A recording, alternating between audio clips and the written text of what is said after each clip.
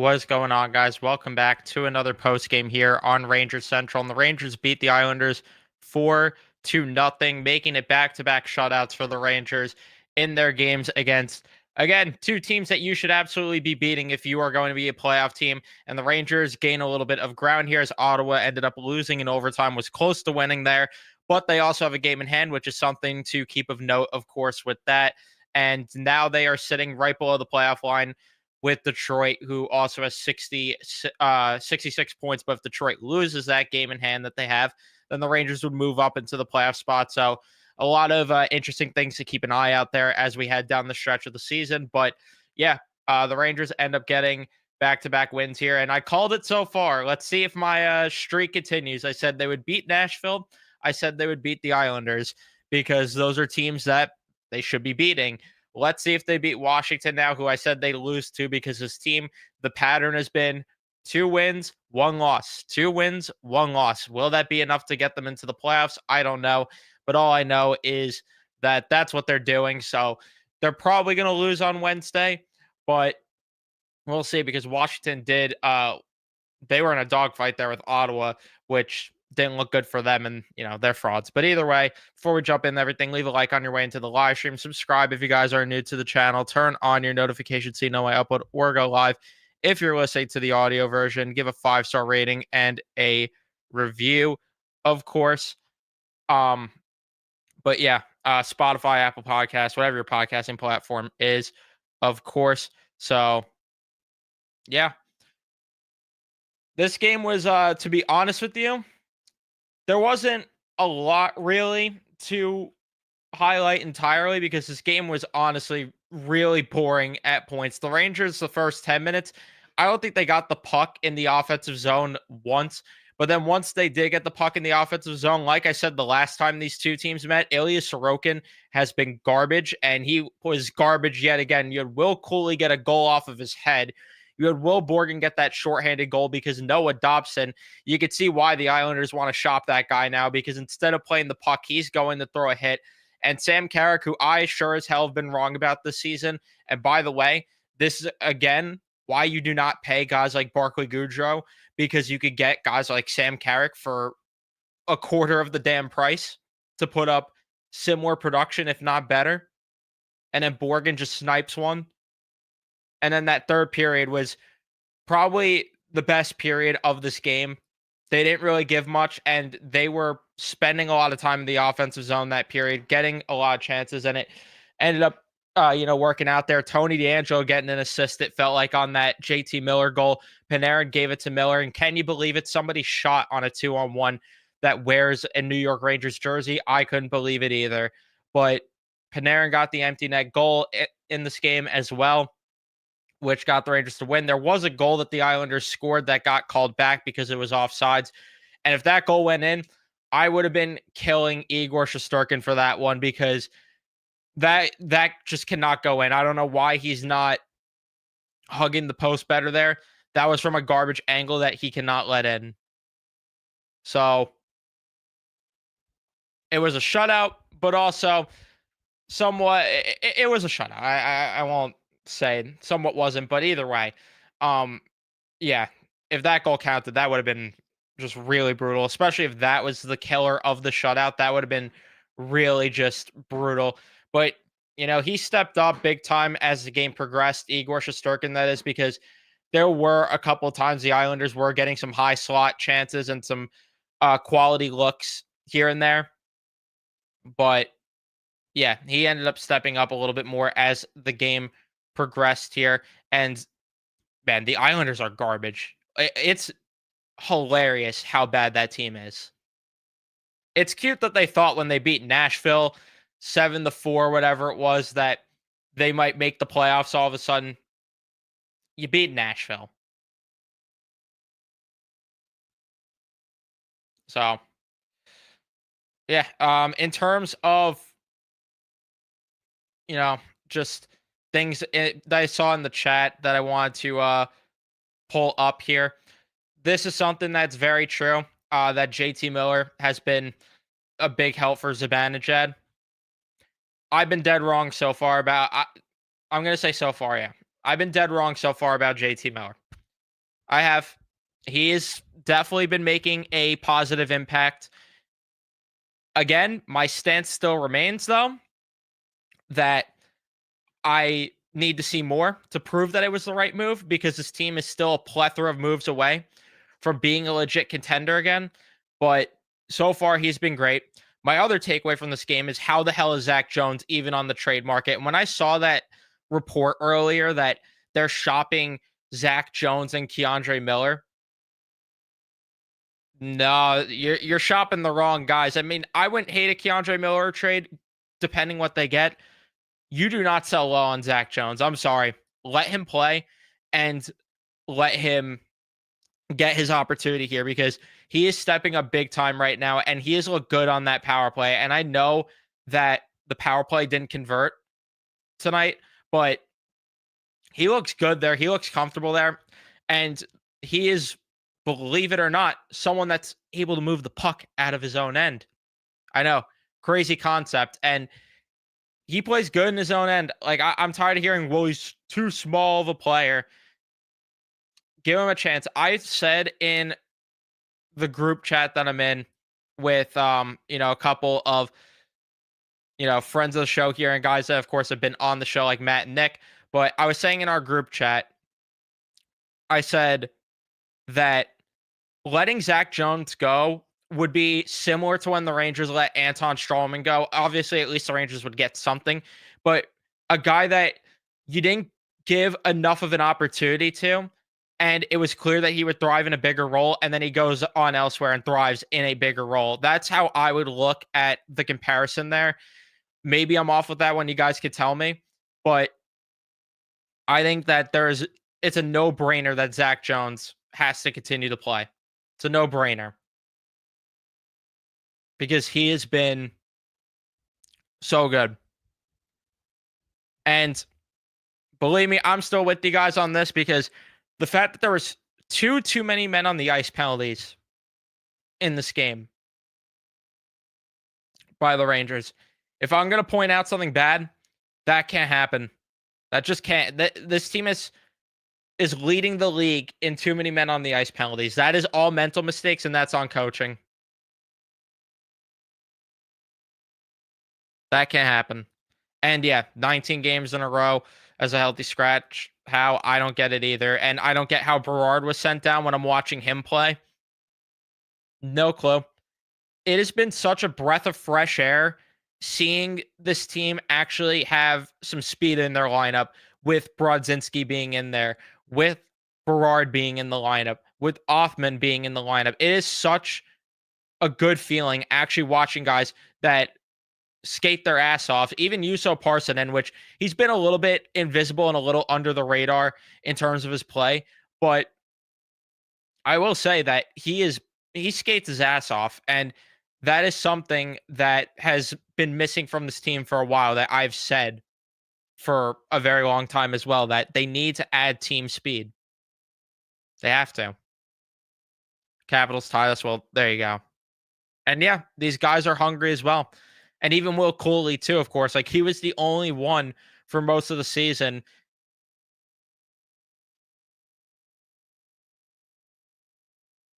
And I agree with this too. Lafreniere is still not playing good enough as well. So, I mean, that's clearly another thing. I don't think I was hearing Joe say at the end of the game that this was the best defensive game that they've played all season. I think the bar is low if that's the case though. I really do. I think that they were okay defensively, but I still felt at points, like especially the first two periods. The third period I thought they were good in their own end, but the first two periods especially, I thought they could have been a hell of a lot better. And the best defensive game of the season, I don't know about all that either. Definitely don't know about all that. I'm trying to even look back and try to refresh myself of which games actually played well defensively. I mean, earlier in the year against Detroit, there was a game in there that they played well defensively, but I don't know. That's just my opinion there. I thought that they were Oh, I thought they were solid defensively. They were okay, but again, it is the Islanders too. And yeah, this is actually true. Yeah, the Ottawa game. The Ottawa game was their best defensive game for 60 minutes. That, yeah, 100%. I forgot about that one. But yeah, I'm gonna look at the chat now fully again. Leave a like, by the way, if you haven't subscribed. Turn on your notifications. Like I said, if you're listening on audio, give a rating, give a review. I would appreciate that, of course. Are they still gonna trade Smith? Yes, and they should, because look at how much better this lineup is when they actually let some of these younger guys play. They are so much better.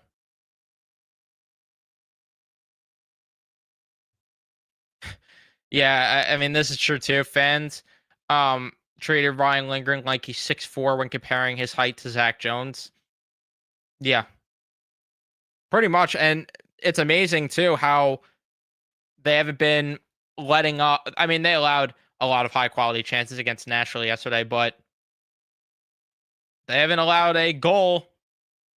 And I know some of it's because of good goaltending, but they haven't allowed a goal since Ryan Lindgren's been gone.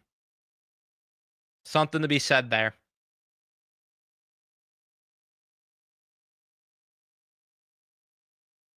I like how they're closing out of puck carriers at the blue line and angling them off into the boards. Yeah. Yeah. The problem is that sometimes I feel like they are, there's a little too much puck watching going on still, and it's causing guys to get opportunities in the high slot. I mean, you saw it a couple of times tonight where, whether it was D'Angelo who had that slot opportunity, and even at one point there was Brock Nelson just was able to get into the slot too easily. The only problem is there are guys that are puck watching still a little too much. And I agree with the guys. Lafreniere has not been good enough at all. He hasn't. How's Blackhawks legend Calvin DeHaan been? I thought he was better tonight. Yesterday, I didn't love his game that much. I thought he was all right tonight, a bit better, but last night he was hard. He was pretty hard last night. I'm not gonna lie.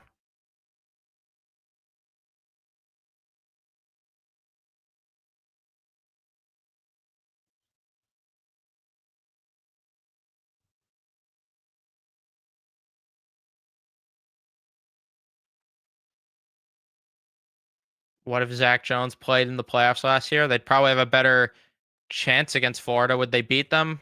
I wouldn't say Zach Jones was the missing piece. I'm not gonna go there, but it would have helped them a lot more.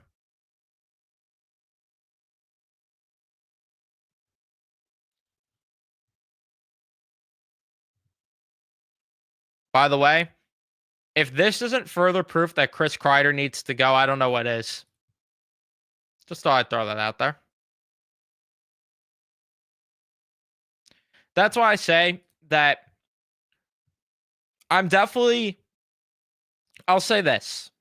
I'm not, I'm feeling a bit better about where this team could potentially go. But again, I still need to see it before I get on board with it. But they have to move Kreider still. I still think they should try to move Zibanejad. And I know he's been playing better. I know. I get it. But we've seen what he's done in the playoffs. And yeah, I mean, there's a couple of other guys that there's still a lot of tweaks to get there. But I'm seeing more of a light to this than I have for a bit. I need to see what they do, though, if they move those guys, see what they get if they move those guys. But I also do need to see this team beat up on some quality opponents too, because I was looking at it earlier today. By earlier today, I mean during the game. But they are here. Let me get the record against playoff teams this season. They're 10, 16, and 2 against playoff teams. 3 of those wins were against Detroit, though. 3 of them were against Detroit. Granted, I will say some of those were earlier in the year with this team as a complete mess. But again, I need to see it. I definitely need to see it before I'm fully feeling a lot better about things.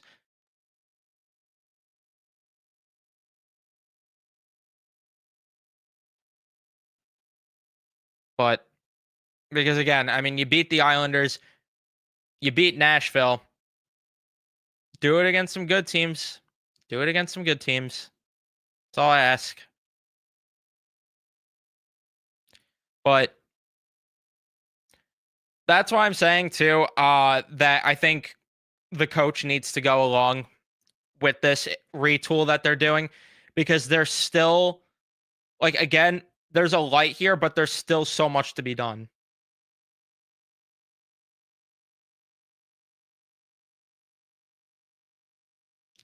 Yeah, I've been saying this for a bit too, that Schneider for Byram makes the most sense. Yes.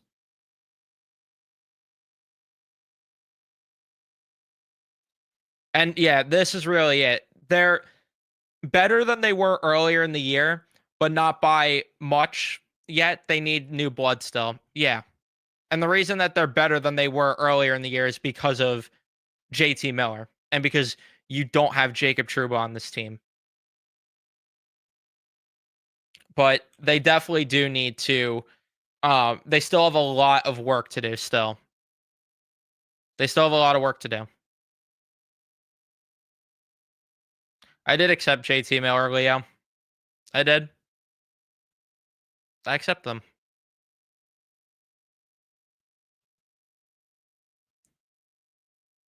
The only thing that I will say that I'm gonna stand on my ground with this with JT Miller is that you still have to retool the right way because like I've been saying this entire live stream so far, if you don't retool the right way around him, then the trade was for nothing and you shouldn't have went in this direction.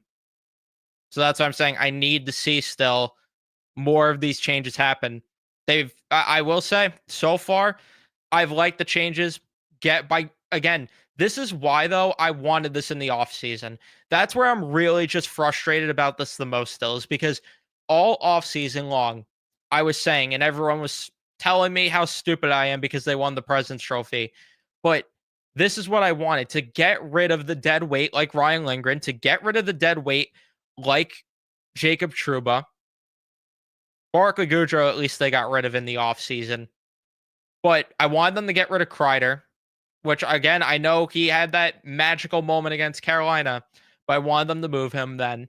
I wanted them to move Mika in the offseason and really start to retool this roster because, yes, they were 2 games away from going to the finals.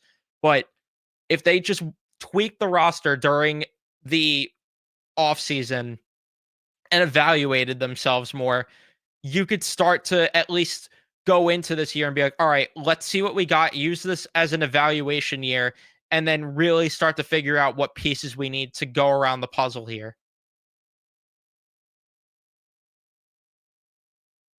That's why I wanted them to do all of that. But again, I need to see, I just need to see more. That's all. I need to see more moves followed up with this. But they cutting the dead weight was definitely the what's called the right way to go. And I know I stand by this too that retooling around a 30-year-old center is not the way I would have done it. But this is what it is. This is what it is, Jay. And I get it. The prospects system is not great either. I'm with you. I'm with you on that too.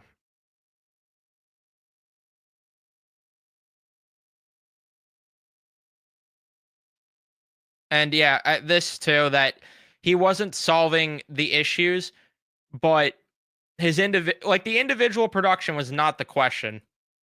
It was what's going to come along with that move because you have to see more to come along with this.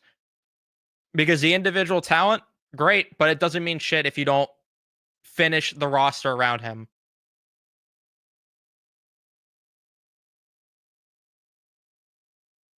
And I know he's turning 32 if we want to be technical.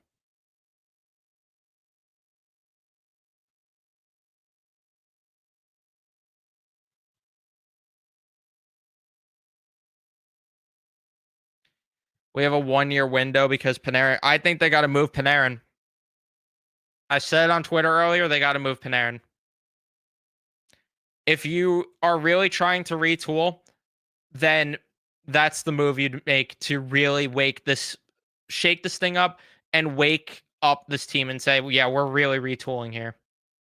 And that's where you'd get the biggest return is if you move Panarin. And again, he's a guy that we've seen struggle in the playoffs.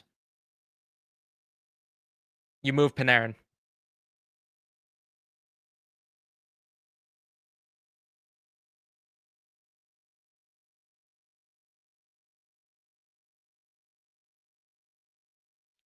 That's why I'm saying that there is a light here, but will they get to that light? Because it will take a lot. It will take a lot that I don't know if Chris Drury is going to do. And I still don't have my full faith in him at the end of the day. So I have to see it to believe it fully. Will this team let Robertson play a game? Probably not. Unless there's an injury. I don't know if he's going to get a game.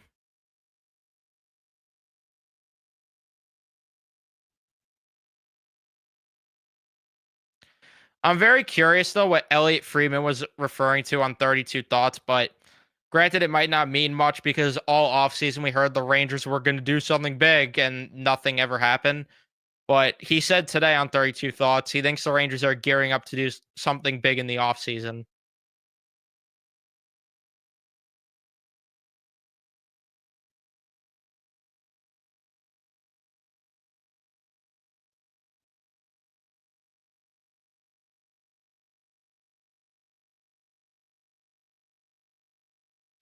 But I would love for them to get McDavid. Would love that.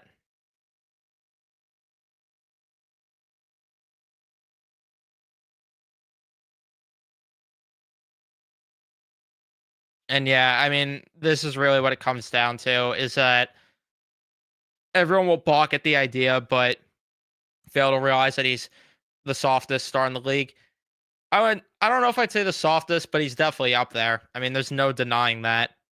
But yeah, I mean, you have to move him if you're truly serious about retooling. Then the rest of the core, there's still the rest of the core to go. You still have to move the top dogs of the core, or the top dogs, if you will, because these guys have no dog in them. But you have to move those guys.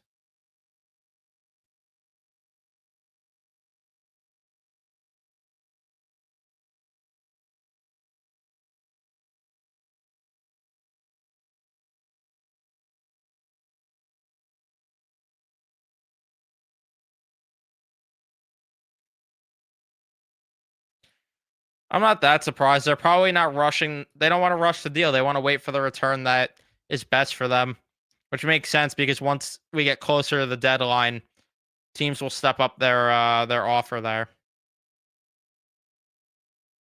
So I get it. I get it entirely.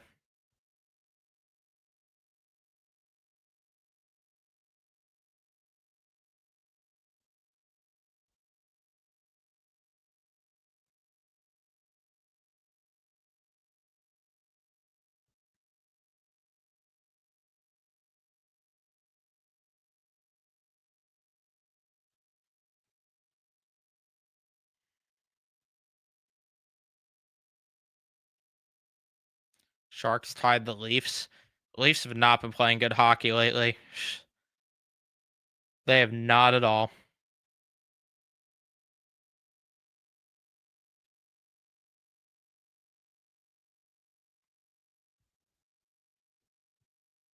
Panarin and Kreider are the must sells, whether it's this week or the summer. Don't shake up the core. Take a wrecking ball to it. Exactly. Yeah. That's what it comes down to, honestly. Like the light, that's how I would refer to it. Again, I'm going to reiterate my point. That's how I would refer to close out my full thought entirely with how I refer to. I see a light at the end of this. You have to take the wrecking ball and do the rest of the damage to get rid of specifically those two guys. If you could get Mika to go too, then great. But if you move those two, especially, then and get a good return on Panarin specifically, like it has to be a good return, then there are ways to work around this. Are the things that I still am worried about? Yes, because I don't think that Will Borgen or Braden Schneider belong on a second pair on a cup team. I still believe that and this kind of sound annoying to say after he got shut out, but I still believe that contract could be a problem down the road. I do worry still about Miller's age, but if you open up this cap space, you bring in a new coach, that could change things. That could. But again, I have to see it. That's why there's still so much work for them to do here. And that's why what Elliot Friedman said, that they're gearing up to do something big, I need to see it. Yeah, I don't know why I said might. It will. I don't know.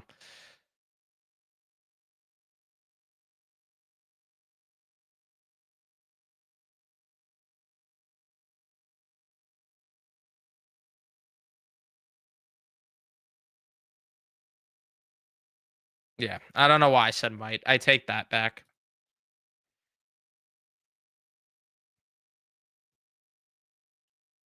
Yeah, I think that no, I think the Rangers need to get roster players in a Panarin deal. The deal that I would look to move him to Colorado because that's the team that he apparently was gonna go to if it wasn't the Rangers because his wife wanted to be there. I would seriously take a look there and see if you could swing a deal with them and get a guy like Sam Girard to help out this blue line and get a guy like Arturi Lehkonen to help out the middle six of the roster and get some draft picks.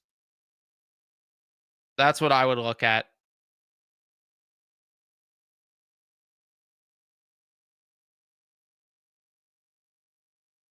And yeah, that's fair. I mean, that Mika's contracts, it's a lost cause there with that.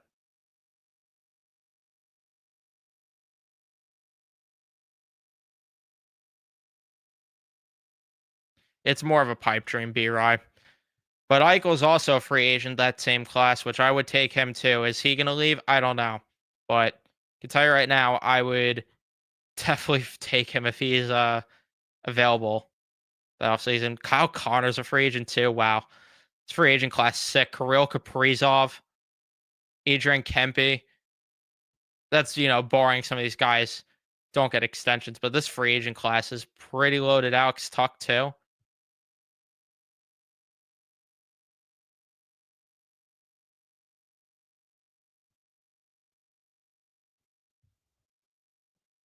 Pretty stacked free agent class.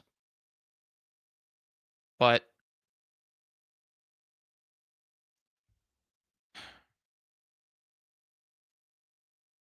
yeah.